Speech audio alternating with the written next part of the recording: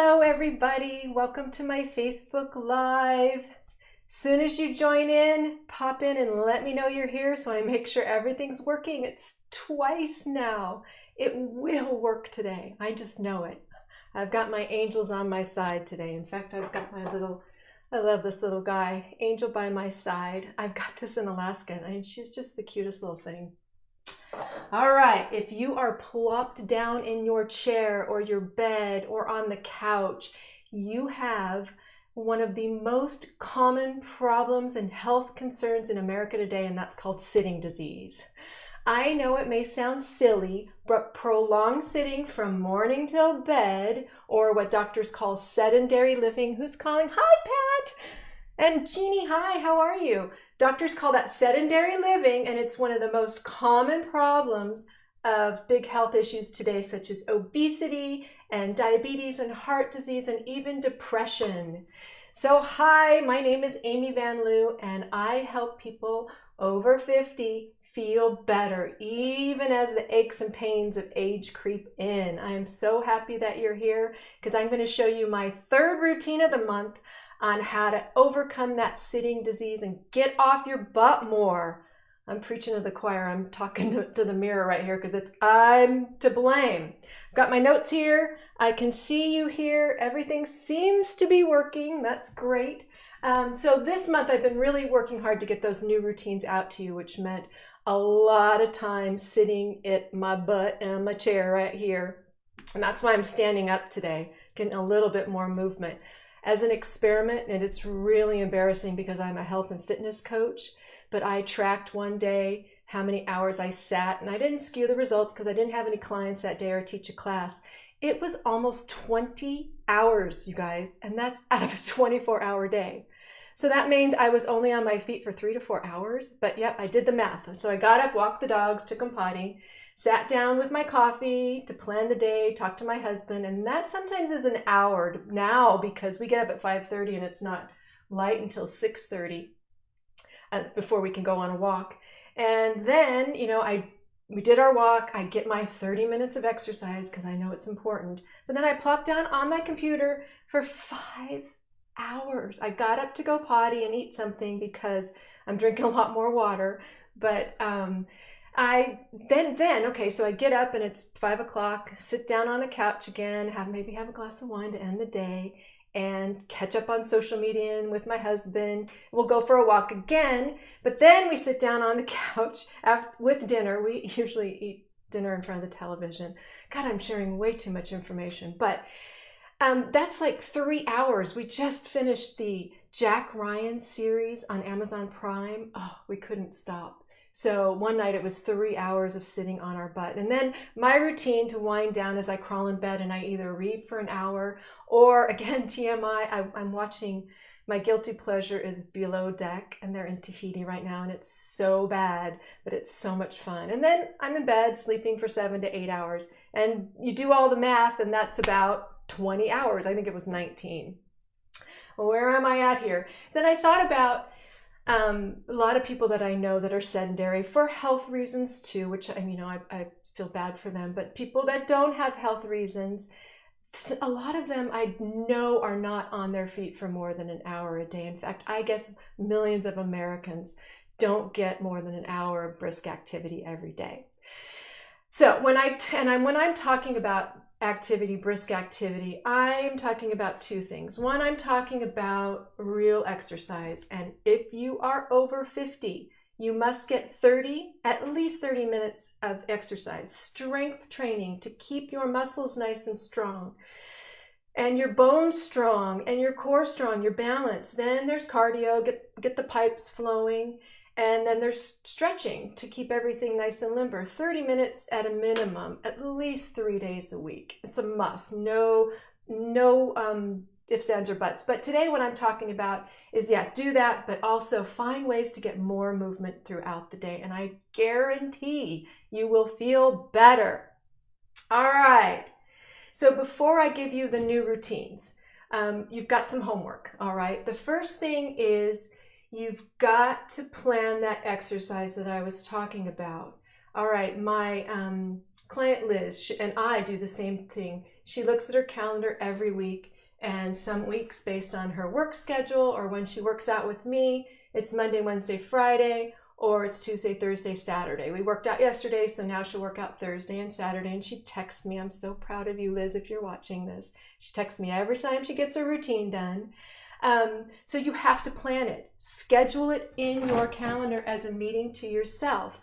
Make yourself important. Schedule a meeting or schedule some time with a buddy or come to one of my classes or go to a group class that's scheduled. But if I don't do that in the morning, if I don't schedule it, it doesn't happen because I get caught up with work and everything. And I'm not one to like to work out in the afternoon. The morning's my favorite. So if I don't do it in the morning, I don't get it done. All right, that's the first thing. The second thing, I want you to get yourself some good shoes, all right? Have maybe even an extra pair in your car. So if you can take a walk, if you're early for an appointment or you're waiting on someone, you can get some exercise in. I know it's fall and those boots are super cute, but if I've got those boots on, I am not going to walk around before an appointment. I'm going to plop my butt down and I'm going to look at my phone and catch up on Facebook. I know myself. I don't like to have my feet hurt. Ouch, that's the worst. 1, 2, that was get your good shoes. 3, clear out a little space in your house. So when you can sneak in some exercise, you're much more likely to do that than having to go to the gym. Jeannie, I remember you and your sister, Sandy, you know, that cute little outdoor area was perfect. You could run out there anytime if the weather wasn't bad, and with Hugo and Sophie, and get some exercise in. That was perfect. I have a nice little office area. And I have a bike in front of a television. I have elliptical in front of a television too, but that's the only way I'm allowed to watch certain shows is if I'm on the bike. That was the Biggest Loser. I can only watch it while I was on my bike or my elliptical, which really helped. I have a client, Lynn, who gets on the roller in front of the television. And it's just an easy way to get that TV time done and get some exercise in. All right, clear out a space. And again, it doesn't have to be big. Just be able to roll out an exercise mat. There are a ton of videos online. If you can't come to me, I'm going to have some videos for you. I can't wait, getting excited about that. All right, so that was your homework. Planning exercise, getting some shoes, and clearing out some space. Now for a couple of routines. These are something it's going to be your new routine when you do these two things. And those are the biggest times that you're on your butt. One is TV time and one is work time.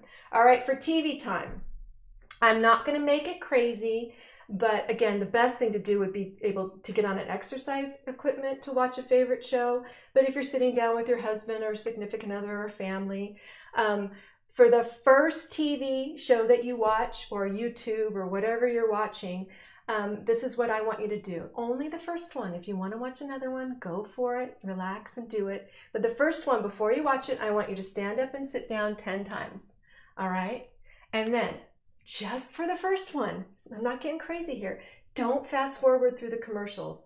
Oh wait, Netflix and that doesn't have commercials. So this will only work if you watch live TV or if you tape something. But during the commercial, I want you to get up, either march in place, walk around, get down on the floor, do some stretching, or do some sit-ups or push-ups, anything during the commercials. Just the first show, then you're done, and you can move on and relax for the rest of them. All right, the next thing I want you to do is, let me see, so we've got that. The next big amount of sitting time is on your butt in front of your computer, you know, either if you're at work in a meeting or if you're retired like me and working from home, or you're just at your desk a lot, maybe working on a project or working on bills or something. Set a timer, 45 minutes. I've been starting to do this based on a podcast I was listening to, and it's amazing how much more effective I am. So I set the timer for 45 minutes. And then when it goes off, I stand up, move around. In fact, if you're sitting right now, stand up. Pat, Jeannie, stand up. Because we're going to do something. After your 45 minutes is up, we're going to do head to toe movement. Think about it. Super easy. Move a joint starting from your head all the way to your toes 3 times. So bring your chin to your chest. Pat, Jeannie, we used to do this at the end of all of our workouts. And then look side to side, warming up the neck. When you stand up after sitting all day, it resets all your posture, now ear to shoulder, all your posture muscles. It's getting your head on top of your spine because your body was meant to move. It's not meant to sit there all day. And then now the shoulders. So head, shoulders, knees and toes. That's the name of the song I was thinking about earlier. Head, shoulders, knees and toes. But head, shoulders now. We're moving down, roll them around. Now your chest and your back. So all you do is open up and close and open up and close. 3 times. That's all you need. And then spine, just give me some twists. I can already feel my body getting a little warmer, and it could be a hot flash, but I think it's movement. All right, so we got the back. Now your hips. No one can see you. Just circle your hips around as big as you can. 3 times one way, and then 3 times the other way. Good job. All right, and then you can move your legs. Sit, just bend your knees and straighten them. Moving the butt and the big thigh muscles. Get your heart rate going like nothing else. And that's what we're looking for, just to get the blood flowing. Now just bend your knees a little bit.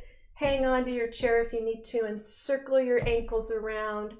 I timed that the other day. That was only 3 minutes. Come on. Okay, so 45 minutes and then 3 minutes of movement. Boom, get back down, get your work done, and I know you'll feel better and you will be more effective. I know too, because you're going to get more oxygen to your brain, so you'll think better. All right, that's it. Before I let you go, a couple other little tips. I want you to, your new routine for these little tips is trying to find ways to get a little more movement in your everyday activities. So if you do this, you're going to do that. So first one is brushing your teeth. Don't just sit there and brush your teeth. Either get up on your toes, walk around while you're brushing your teeth, stand on one leg to improve your balance. If you've got a little ball, roller ball, you can roll your foot around. Perfect. Second thing is if you're standing in line at the grocery store, my friend Deborah always says she resets her posture or stands on one foot. Who cares what people think? If you want to be sneaky, a good thing to do is just hold it in your tummy, squeeze it in. My friend Landy taught me this when she's at a stoplight, to squeeze her tummy in, and then at the red light, and then let it go. More of some exercise for your tummy. And then, okay, so running or shopping errands. Challenge yourself to park as far away as you can. Hopefully you've got those good tennis shoes on so your feet don't hurt. And then the last one, if you get on a phone, if you're in a meeting on the phone, stand up and walk around. My husband does this a lot, and he gets a lot more steps because of that than I do. All right. Oh, elevator and stairs. Take the stairs, please. If your knees hurt, of course, don't do it. But if it's 1 or 2 flights, come on. You get an extra 100, 200 steps that way. All right, and so moving throughout the day doesn't have to be crazy. All you have to do is think about how you can incorporate a little movement more with your daily activities. And I guarantee once you start moving more, you're going to feel better, and you won't have sitting disease, which is what we're trying to prevent here. All right, this month, back to my notes. This month is all about having healthy routines. I'm going to check Facebook real quick. You guys have any questions? No, you're so quiet out there. If you are watching this replay, you can ask me questions. I will be checking. So this is a month of new routines. So having healthy routines is a great way to make a positive change in your daily life. And that's my goal, is to find ways for help you to feel better. Feel free to share this with anybody that you think might need to move just a little bit more, who's on their butt more than they should be. And then make sure to join me next week. I'm going to have one last routine for the month of October, and I can't wait. You'll have to stay tuned and see what it is next week. Again, thank you so much for joining me. This was more fun today. I wasn't quite as nervous, still nervous, but not quite. So I know each time you do something, it'll get easier and easier, just like setting that alarm, or walking more, or moving before TV, or just moving while you brush your teeth. Anyway, we'll see you guys later. Bye.